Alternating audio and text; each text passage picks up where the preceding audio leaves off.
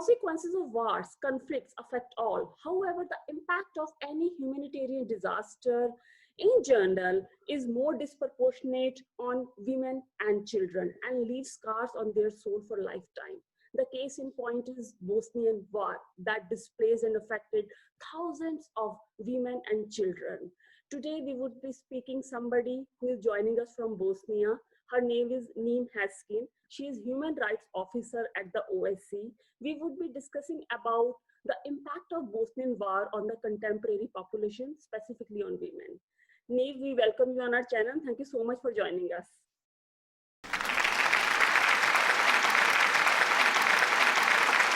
Oh, thank you for having me. I'm very honored that you invited me to speak here today. Thank you. So Neive, definitely, I'm very, very delighted to see you, and we welcome you wholeheartedly on our channel, because this is the first time somebody is coming on our channel from Bosnia and Herzegovina. So thank you so much. And Neive, my first question is, how did you get into social entrepreneurship in your life? And a little bit more about your life journey, and what were those factors that made you feel that you should get into some social activities, something for humanity? Okay, great question. Thank you so much for asking that. So I'm originally from the US. I've just been in Bosnia and Herzegovina for the last year and a half. But back when I was living in the US, I did my bachelor's at the University of Colorado, which is where I first got involved with human rights and with women's rights. Back at that time, I got involved with a group of women who were combating sexual and gender-based violence. And this was through awareness raising through theater. We did awareness raising campaigns on campus. We created conversations around consent. And then we were also doing a lot of fundraising for local organizations like victims assistance shelters. I have to say, really, that experience is what woke me up, I guess, and what really got me involved in this, as you say, social entrepreneurship, because I was interacting with women daily who were kind of making the statistics more real for me. So, I mean, we've all heard that 1 in 3 women in their lifetime will experience physical or sexual violence. And I'd read that, but it wasn't until I was really active with that group that I was seeing the numbers in front of me. Meeting people daily and speaking to them about their stories and their experiences. And the more real that number became, and I was able to put faces in front of me, faces instead of just a number, I realized I had to be involved in this fight. I had to get involved in finding a way to end or contribute to ending violence against women and girls. So that's kind of where my, I guess, involvement began. And then over the years, I've been involved in different ways. I lived in Ireland for a while, and while I was there, I was campaigning for the referendum to grant reproductive and abortion rights to women. So that was a really, really wonderful and beautiful time to be living in Ireland, and we successfully did it. So that was really, really nice. And I was volunteering with a couple different smaller NGOs and just activist groups up until my time joining the OSCE here in BIH in Sarajevo, where I live. And yes, as you said, now at this time, I'm a human rights officer and very happy in my role. Wonderful, wonderful. So Neive, I believe you are more into researches and data collection about gender discrimination and restoring gender equality in the society. So I want to understand what are the key issues that you see here in Bosnia and Herzegovina, which are more concerning related to women. What are those things that you see in your day-to-day life, and you constantly feel that it should be immediately corrected? This needs to be addressed immediately. So I will say that the country is incredibly complex.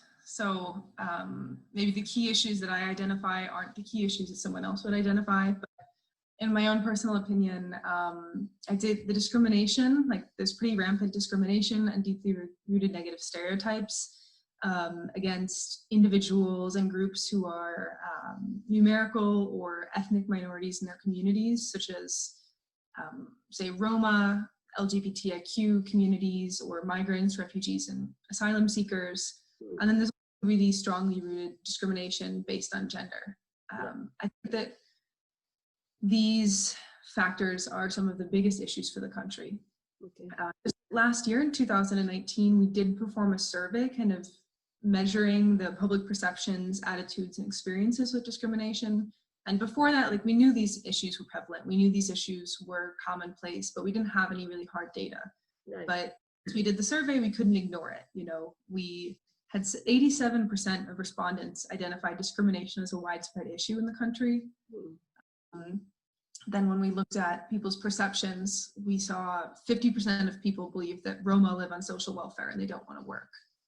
When you have ideals like this, when you believe that communities different than your own are intrinsically bad or wrong, your behavior towards them is going to reflect this. And so the stereotypes perpetuated, they kind of fit into, say, workplace discrimination, which can look like, for example, maybe a queer woman denied a position just because of her sexuality. Or in the public sphere, we see shopkeepers barring entrance to migrants, refugees, and asylum seekers just based on their ethnicity.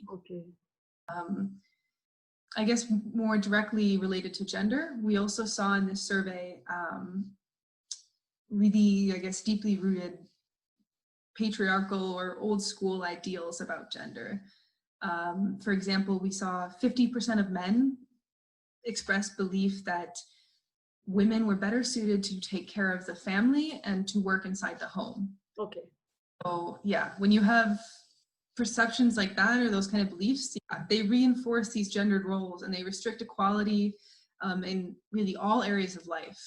These attitudes ensure that women aren't being represented in politics, that they aren't having the same economic or social rights as their male counterparts, and that's really despite even a legal framework that does attempt to secure it. So can you please let us understand more about your work and the way you have been supporting gender equality in this region? Sure. So I guess I would like to think that in my day-to-day, in my personal life, I try to support gender equality. I think that that's something we all can aspire to and we can contribute to.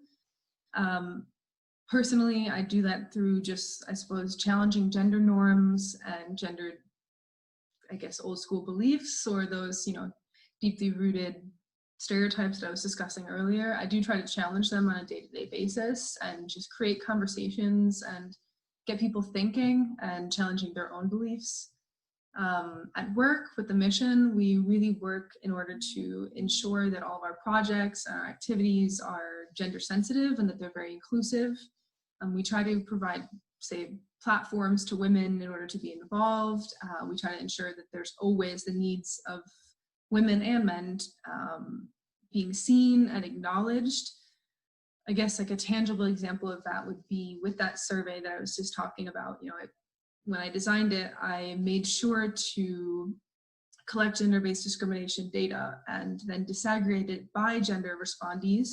So that way the mission and me personally can use this information to further shape our projects and our activities in order to respond to the information that we found out and to just really try to focus on creating that gender equality that we would all love to see and hope to see. So is there something that you have been doing to change male perception also in the society? Because male perception is which is affecting them most. It is, of course, women perception also about themselves, but male perception in a domestic setting where male doesn't want female to go outside, or he feels that he is the sole bread earner and she should be taking care of household things. So in that case, don't you think that there is a strong need to educate or to break those stereotypes that are there in their mind for centuries, for decades, to break? And so that men and women, they come together to change the society and they participate equally to establish a new structure in the society where men and women are equal. Absolutely. I mean, I couldn't agree more. It's gender equality, and the fight for gender equality isn't a women's fight. It's a fight for everyone, and if men aren't involved in that process, then what are we all here for? we're not going to ever achieve gender equality. Right. You need to have men engaged. You need to have, especially say young boys, you know, have young boys breaking these cycles. Yes. You know, as you're educating the youth, have gendered education, you know, incorporated into your school system. Talk to young boys about breaking these stereotypes, about breaking these prejudices. Have really positive role models in these communities. You know, I think there's a lot of ways that we can engage in that. And like you said, it's critical, and we're not going to get anywhere if men don't get involved in the conversations. Right. So, and what message do you have for all our viewers? Neive? It is a difficult question. It is a difficult question. Yeah, difficult question.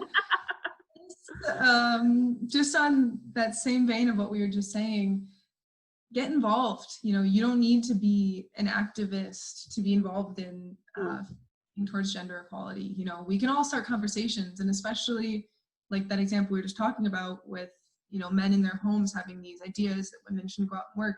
If your father or your uncle or your neighbor has that belief, you know, start a conversation with them.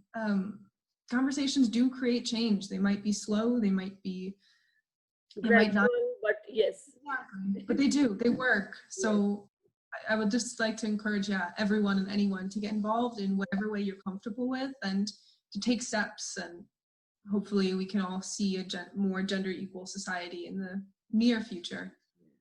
I believe, thank you so much, Neive, for your time, and thank you so much for being with us and sharing your perspective. We wish you all the best for your future projects and endeavors that you take up. And we are again very thankful for your time, for being with us. Thank you very much. Thank you for having me on here, and for, of course, running this really wonderful and beautiful platform. Thank you so much. Thank you guys for watching. Take care and bye.